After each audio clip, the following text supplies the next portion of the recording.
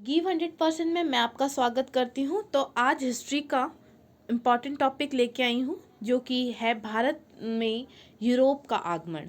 ये बहुत important chapter है जो आधुनिक भारत से संबंधित है और ये जो है ये हर एग्ज़ाम के लिए इम्पॉर्टेंट हो जाता है और ये बहुत इजी लैंग्वेज में मैं आपको समझाऊंगी जिससे कि आप बहुत अच्छे से कनेक्ट कर पाएंगे बड़े से बड़े एग्ज़ाम के लिए भी और छोटे से छोटे एग्ज़ाम के लिए भी। लाइक यूपीएससी लेवल के और पीसीएस लेवल से भी मैं कनेक्ट करूँगी और छोटे लेवल से भी आप इसे देख सकते हैं। वन लाइनर क्वेश्चन बहुत इजीली तरीके से हो जाएगा और मेंस के लिए भी बहुत इंपॉर्टेंट हो जाएगा।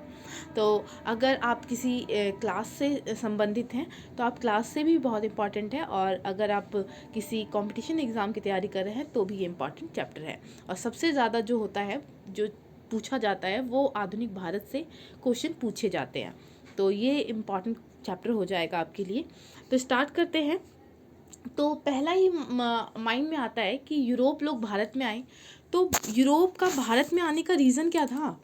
अगर कोई व्यक्ति कहीं से आ रहा है तो उसका रीज़न क्या है। उसका रीज़न है कि कोई कारण के कारण आ रहा है। अगर कोई गांव से उठकर दिल्ली जा रहा है, पटना जा रहा है, तो उसका रीज़न है। कोई बच्चा तो पढ़ाई के लिए जा रहा है पटना, कोई कमाने के लिए जा रहा है, दिल्ली आ रहा है, मुखर्जी नगर जा रहे हैं तो वो पढ़ने के लिए जा रहे हैं, कोई कमाने के लिए जा रहे हैं, कुछ सुख सुविधा प्राप्त करने, कुछ बनने के लिए आए हैं। तो कुछ रीज़न की वजह से कोई व्यक्ति एक जगह से दूसरी जगह जाते हैं।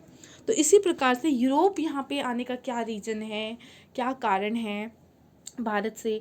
और तो भारत से अगर बात करें तो ऐसा नहीं है कि पहली बार स्टार्ट हुआ व्यापार होना भारत के साथ, ऐसा नहीं है। ऐसा प्राचीन इतिहास में भी देखने को मिलता है कि सिंधु घाटी सभ्यता में हम पढ़ते हैं कि जो व्यापार था मेसोपोटामिया के साथ हुआ करता। मेसोपोटामिया की सभ्यता थी उसके साथ भी व्यापार हुआ करता था। सिंधु घाटी सभ्यता में हमें ऐसे ऐसे साक्ष्य प्राप्त हुए हैं। तो इससे भी हमें पता चलता है कि प्राचीन इतिहास में भी क्या होता था, व्यापार हुआ करता था भारत से। तो भारत के पीछे आकर्षित करने का क्या रीज़न था, भारत में लोग क्यों आना चाहते थे, यूरोप वाले क्यों आना चाहते थे, रीज़न देखते हैं हम।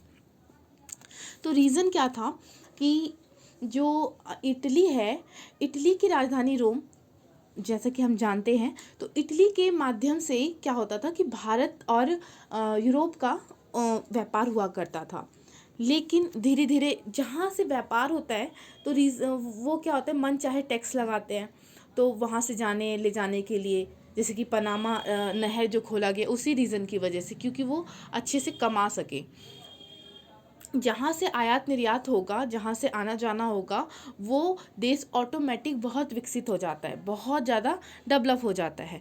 तो धीरे धीरे क्या हुआ, इटली बहुत ज़्यादा डेवलप हो गई और मिस्र में जो है वो अरब का आक्रमण हो गया, अरब के कब्ज़े में आ गया मिस्र। तो ये जो रास्ता है ना, आने जाने का रास्ता बंद हो गया। तो यूरोपियों को एक नए रास्ता की आवश्यकता पड़ रही थी।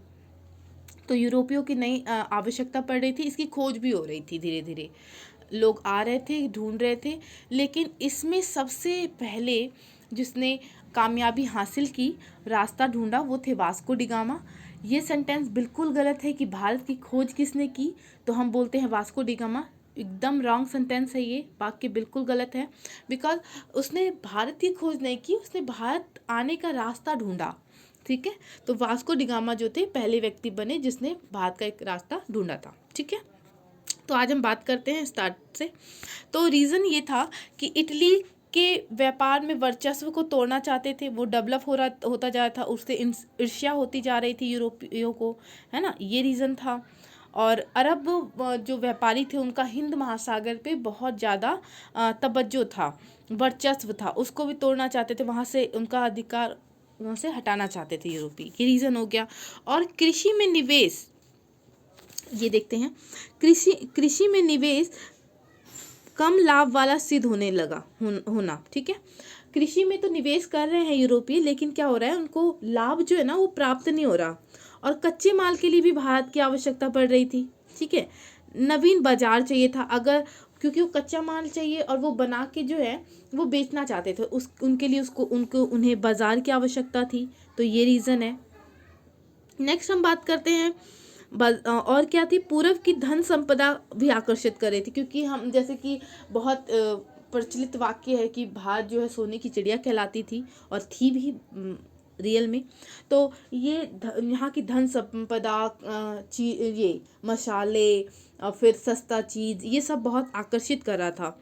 और वो क्या करना चाहते थे, ईसाई मत के प्रसार की उत्कृष्टता इच्छा थी कि यूरोप की वो ईसाई धर्म का भी प्रसार करना चाहते थे। और वो क्या करना चाहते थे कि जो सामंतवाद क्या होता है, सामंतवाद व्यवस्था ये होती है कि कोई व्यक्ति काम कर रहा है तो उसकी जगह पे पैसे ना देकर हम भूमि दे देते हैं।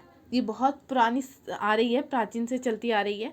तो ये व्यवस्था थी, तो उस जगह पे वो पूंजीवादी व्यवस्था लाना चाहते थे। ठीक है, नेक्स्ट बात करते हैं। तो ये सब रीज़न था कि भारत जो यूरोपीय जो है आकर्षित होना चाहते थे नए नए बाज़ार के लिए, और कच्चा माल के लिए भी, और नए बाज़ार चाहिए थे, कच्चा माल चाहिए था, कृषि जो थी वो अच्छा नहीं था, जलवायु वहाँ की उतनी अच्छी नहीं है जो कि जलवायु जो कि भारत में देखने को मिलती है। हर सीज़न का आपको हर चीज़ मिल जाता है, तो वहाँ पे उतनी अच्छी जलवायु नहीं है। तो ये सब रीज़न जो है यूरोपियों को क्या कर रहे थे, आकर्षित कर रहे थे भारत में आने के लिए। अब बात करते हैं कि समुद्री मार्ग की आवश्यकता क्यों पड़ गई, रीज़न क्या पड़ गया कि समुद्र का रास्ता, नया रास्ता ढूंढने की। रोमन साम्राज्य का जो है ना पतन हो गया। इटली भारत और यूरोप को जोड़ने का काम करता था। ये इटली जो है एक देश है सॉरी, वो क्या करता है, भारत और जो यूरोप है उसको जोड़ने का, कनेक्ट करने का कार्य करता था। लेकिन क्या हुआ, रोमन साम्राज्य का जो है ना पतन हो गया। रोमन साम्राज्य का पतन का मैं थोड़ा डिफाइन कर देती हूँ छोटा सा। रोमन साम्राज्य में जो ईसाई धर्म के लोग थे उन्हें उन पे जुर्म ढाया गया, उन्हें मारा गया, पीटा गया। इसकी वजह से क्या हुआ कि रोमन साम्राज्य का पतन हो गया। इस वजह से ये रास्ता बंद हो गया। इसके लिए क्या, एक नई समुद्री रास्ते की आवश्यकता पड़ी। ठीक है, नेक्स्ट हम बात करते हैं पुर्तगालियों का आगमन हुआ। तो पुर्तगाली, जैसे कि मैंने बताया कि पहले किसने किसने प्रयास किया, तो उसके अकॉर्डिंग हम बताएंगे। तो यहाँ पे हम देखते हैं बैथोलोजी डियार्ज जो थे वो कैप ऑफ गुड होप तक पहुँचा, लेकिन भारत नहीं पहुँच पाया। ये क्या है, जो अफ्रीका है, अफ्रीका महाद्वीप का सबसे अंतिम जो कैप टाउन पड़ता है अफ्रीका, दक्षिण अफ्रीका का, वहाँ पे ये सबसे नीचे पॉइंट तक ये व्यक्ति आया। लेकिन प्रॉब्लम ये हो गई कि वहाँ से ये व्यक्ति लौट गया, ये भारत के रास्ते की खोज नहीं कर पाया। नेक्स्ट नंबर पे आता है वास्को डिगामा। नेक्स्ट नंबर पे वास्को डिगामा आते हैं, जो कि केरल के कालीकट तक पहुँचते हैं, और यहाँ के हिंदू राजा जैकोबियन होते हैं, वो इनका स्वागत करते हैं। तो ये वहाँ तक पहुँच पाते हैं, तो ये बहुत इसलिए फेमस भी हो गए हैं। तो ये याद रखना है, बहुत इंपॉर्टेंट डेट हो जाता है ये कि कब पहुँचे हैं। तो 17 मई 1498 तो 98 को। ठीक है, नेक्स्ट बात करते हैं हम अक्टूबर 15 को, जो 1502 में फिर दोबारा वास्को डिगामा आया। तो पहले तो आके ये यहाँ से क्या किया, जाके यहाँ पे जब ये आया तो इससे पता चला, पहले तो इसने ब्यौरा किया, घूमा यहाँ पे आके, फिर इसको ये बहुत आश्चर्यचकित हुआ। ये उतना सोचा नहीं था कि जितना इसको यहाँ प्राप्त हो गया। लाइक एक बहुत अच्छा सेंटेंस बोलते हैं गांव में कि लाए ना मिला मिल गया मिठाई। तो ऐसा उसके साथ हो गया। यहाँ पे आया, उसने ऐसा कुछ सोचा नहीं था कि इतना ज़्यादा उसे मिलेगा। यहाँ पे इतने सस्ते सस्ते सामान वो उठा के लेके गया, और जब वो यूरोप में गया तो यूरोप में बहुत महंगे प्राइस पर बेचा, और यहाँ से बहुत सस्ते सामान लेके गया। तो ये बहुत शॉक्ड हो गया था। वहाँ पे जाकर इसने सब बताया, एंड देन यहाँ पे तो बस ये रास्ता ढूंढने के लिए आया था ना 1498 में। लेकिन अब ये व्यापार, अब ये यहाँ पे बसने के लिए आ गया। ये 1502 में, अक्टूबर 1502 में यहाँ पे आया दोबारा ये वास्को डिगामा। ठीक है, तो ये जो है इसने बताया सबको कि हाँ यहाँ ऐसे ऐसे रास्ता है, तो इसने रास्ते की खोज कर दी। अब हम बात करते हैं, खोजा इसने है तो शासन भी अब इन्हीं का चलना स्टार्ट होगा धीरे धीरे। तो यहाँ पे पुर्तगालियों का पहला किला खोला गया कहाँ पे, तो ये बहुत इंपॉर्टेंट हो जाता है कि कोचिन राज्य के मालाबार क्षेत्र में। क्वेश्चन ये आएगा कि पहला जो किला है पुर्तगाली को कहाँ खोला गया, तो कोचिन में खोला गया। ठीक है, तो ये बहुत इंपॉर्टेंट हो जाता है, ध्यान रखेंगे। जो मैं बता रही हूँ उस पर ध्यान रखेंगे। तो पुर्तगाल के जो शासक थे वो कौन थे, मैनुअल प्रथम थे। ठीक है, मैनुअल प्रथम जो थे ये पुर्तगाल के शासक थे। नेक्स्ट बात करते हैं, 1505 में फ्रांसिस्को डी अल्मेडा जो होते हैं वो आते हैं। अब ये पहले गवर्नर बन गए हैं और इन्हें भेजा गया है पुर्तगाल के राजा के द्वारा। ठीक है, तो इसका उद्देश्य पुर्तगाल का हिंद महासागर पर प्रभुत्व हासिल करना था।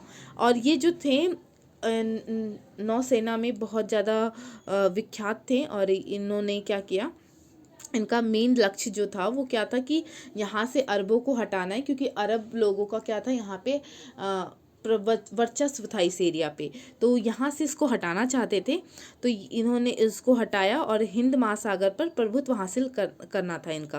तो इसकी यह नीति जो थी वो क्या कहलाई, ब्लू वाटर पॉलिसी के नाम से जानी गई। इसको कार्टेज व्यवस्था के नाम से भी जाना जाता है। तो इम्पॉर्टेंट हो जाता है ये कि पूछ लिया जाएगा कि ब्लू वाटर पॉलिसी कौन लेके आया था, तो हम बोलेंगे फ्रांसिस डी अल्मेडा। ठीक है, तो ये ध्यान रखना है। नेक्स्ट बात करते हैं हम, ये हो गया पहला गवर्नर। नेक्स्ट बात करते हैं दूसरा गवर्नर। दूसरा गवर्नर जो है 1509 में आता है, फ्रांसिस्को डी अल्बुकर। तो ये जो थे भारत में पुर्तगाली सत्ता की स्थापना में द्वितीय गवर्नर अल्फ्रांसो डी अल्बुकर का निर्णायक भूमिका निभाई। अर्थात ये बोलेंगे कि वास्तविक गवर्नर जो है किसको माना जाता है, तो वो है फ्रांसिस्को डी अल्बुकर को। ठीक है, तो ये जो है मेन गवर्नर माने जाते हैं जिसने क्या की थी, पुर्तगाल की सत्ता को रियल में स्थापित की थी भारत में। क्योंकि इन्होंने क्या किया था, गोवा को छीना था बीजापुर के राजा से, तो ये अपने अधीन कर लिया था इसने। ठीक है, और इसने क्या किया था, जो पुर्तगाली के जो लोग थे उनको प्रोत्साहित किया था यहाँ की महिलाओं से विवाह करने के लिए। क्योंकि अगर विवाह करेंगे तो उनका क्या होगा, यहाँ पे तो हमारा है भी ना कि जैसे अगर विवाह करेंगे तो बहुत सारी चीज़ें दी जाती है, घर दे दिया जाता है, तो ये बहुत अच्छा नियंत्रण हो जाएगा यहाँ पे। तो इस वजह से ये ऐसा करना चाहते थे। और क्या था कि इसके समय पुर्तगाली में भारत एक मजबूत नौसैनिक शक्ति के रूप में स्थापित हो चुका था। और ये इस समय पे सबसे ज़्यादा इम्पॉर्टेंट जो मायने रखता है, वो क्वेश्चन तो उसमें आएगा, तो वो पूछेंगे कि ब्लू वाटर पॉलिसी किसकी थी, तो वो वाली। लेकिन मेन जो बात किया जाए कि सचमुच में किसने स्थापित किया भारत में पुर्तगालियों का शासन, तो वो था अल्बुकर। ठीक है, तो ये ध्यान रखना है। तो आज ये फर्स्ट पार्ट है। आई होप आपको समझ आया होगा और आपने ये क्लास बहुत इन्जॉय किया होगा। मैंने छोटे से चीज़ में बहुत सारी चीज़ें समझा दी है। और ऐसा क्वेश्चन जो है मेंस के एग्ज़ाम में पूछ लिया जाता है कि यूरोप जो है भारत की ओर आकर्षित हुआ, तो उसके क्या क्या कारण थे। तो ये मेंस एग्ज़ाम के लिए भी बहुत इंपॉर्टेंट हो जाता है। तो कभी भी अगर करना है तो उसको करंट से ज़रूर कनेक्ट करते हुए करना है। इसमें तो कनेक्ट नहीं होगा, हिस्ट्री है, बट कुछ अगर आपको ऐसा पॉइंट लगे कि ये हिस्ट्री से मैच कर रहा है, इसको जोड़ सकते हैं, तो ऑब्वियसली आप इसको अच्छे से कनेक्ट करके आप अपने क्वेश्चंस के आंसर को और ज़्यादा निखार सकते हैं। तो आई होप समझ आया होगा। अगर समझ आया हो, इन्जॉय किया हो आपने क्लास को, तो प्लीज़ सब्सक्राइब करना ना भूलें। धन्यवाद।